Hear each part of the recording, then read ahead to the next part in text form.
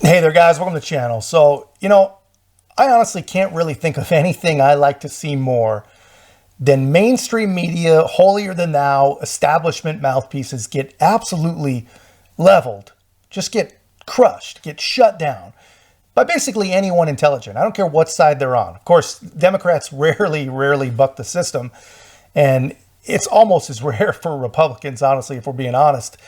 But that's just one of the things that I really do miss about Donald Trump. The man was never afraid to call out stupidity. I mean, no matter the network, right?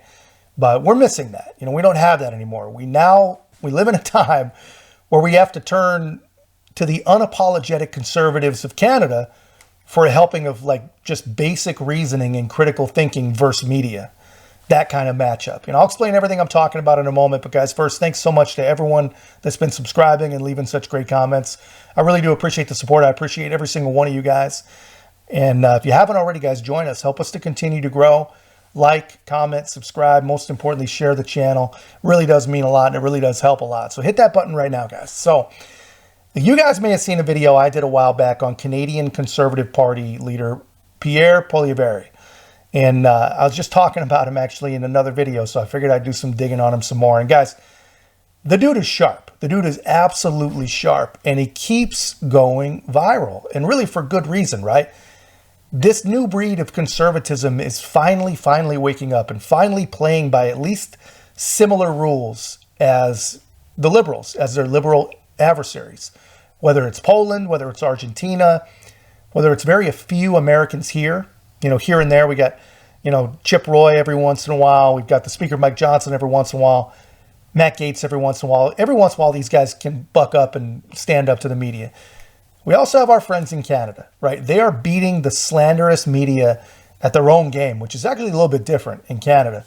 But finally, they've knocked off conservatives I'm talking about. They knocked off the subservient, polite, beholden to some imaginary decorum that only they seem to care about. And they're finally freaking waking up. Hi, Paula Loregio with the Canadian Press. Et si vous pouviez répondre dans les deux langues officielles, je l'apprécierais beaucoup. Do you think it was responsible for you to call yesterday's explosion by the checkpoint at the Rainbow Bridge terrorism when no U.S. or Canadian officials said that was or authorities said that was the case, and when the New York governor also said there was no evidence to suggest terrorism activity? Actually, you're wrong. You're a CP? Okay, so CP, by the way, CP, just for everyone's knowledge, did have to make 3 corrections for falsehoods that they put into a single article. I think that might be unprecedented. I'm actually thinking about checking with the Guinness Book of World Records to see if there's ever been a news agency that has had to issue 3 corrections for patent falsehoods that they admit they had been made in one single article, and now you've made yet another falsehood in your question. Where you are wrong is that CTV reported that the government of Canada was presuming that the incident was terrorist. So, yeah, and that's what I said in my remarks. You're right. It was a media report. But it's citing media reports and not... Which is what I said. In the House, I said there are media reports. And you think that's a responsible thing to go on, to make that kind of a statement at the time without speaking? What kind of statement? Calling something terrorist. I didn't. I said there were media reports. But that's the distinction we're making? Okay. No, there's no distinction. What I said, and I was right, was that there were media reports of a terror-related event. By your admission, there were media reports of a terror-related event. And that media report, according to CTV, unless you're questioning their integrity now, came from security officials in the Trudeau government.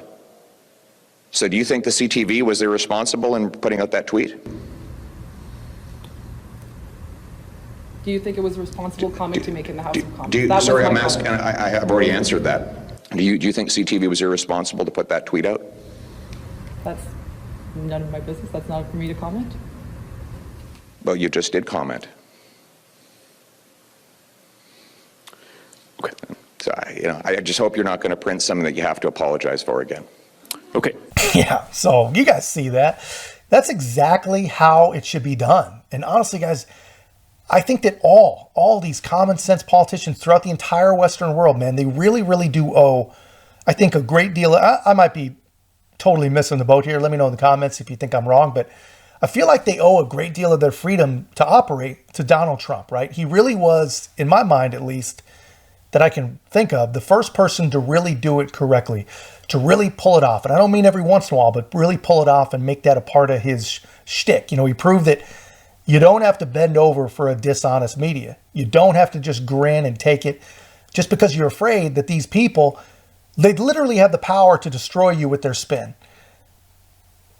You don't have to fear that. You know, just stay on your toes, keep your head on a swivel, and always be ready to defend your beliefs and defend your positions. And honestly, that's really the perfect place for a conservative to be, because there is nothing controversial about our actual positions, about our actual agenda items, about our actual policies.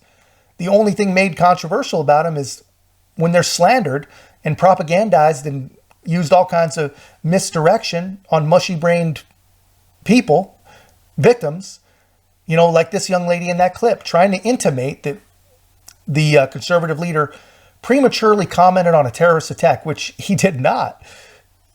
He said exactly what was true. Or when the national media here in America impugned Florida's Parental Rights in Education Act, right? A bill that 99%, I promise you, of the people who advocate against it, I promise you, they haven't even thought about reading it. We know this because if they had read it, there's literally not even one word that someone can take true and real offense to. And if you're a liberal who watches, and I really do appreciate you guys being here, and you disagree with that, please leave in the comments any passage out of the Parental Rights and Education bill that you disagree with, that you think is wrong, and tell me why, and we'll talk about it. Anyway, I'm rambling a little bit, but all I'm saying is the days of frightened and cowering conservatives, afraid to stand up for their beliefs because they were worried, not about their beliefs themselves, but they were worried about how they would actually be depicted. I feel like those days might actually be coming to an end with this new breed, because we finally have some people who are willing to actually stand up for themselves. And it's that simple, man. Just like we teach our kids, you stand up for yourselves. They have finally learned, I think, through watching, you know, who knows how many thousands of conservative politicians be destroyed by nothing more than their own weakness. You know, they finally learned that the other team's playbook, they've learned it. And the playbook is simple and almost never really changing. Conservatives say something, usually just one member of the media misrepresents it. The said conservative doesn't really fight back. Then by the evening, it's run on 15 other publications, citing not even the offending politician themselves, but the original hit piece. And then by early the next morning, at the latest, the opposing party is out quoting it like it actually freaking happened. And just for good measure, I'll prove it using our buddy Pierre in this situation here. Instead of taking a step back and asking what is going on, demonstrating calm and leadership and reassurance to Canadians, he immediately jumped to the conclusion that this was a terrorist attack without any knowledge or information that this was the case. So, I mean, that proves it, right? That's one of the Canadian Prime Minister's hatchet people. And guys, you know, yeah, I know this is Canada, but it's the same propagandist playbook all over the world.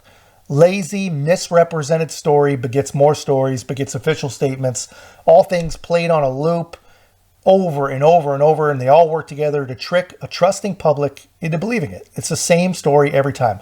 You know, whatever it happens to be of the day, they're tricked into believing it. But here's the thing. People are wising up. In this case especially, Canadians are realizing that the man didn't actually call anything.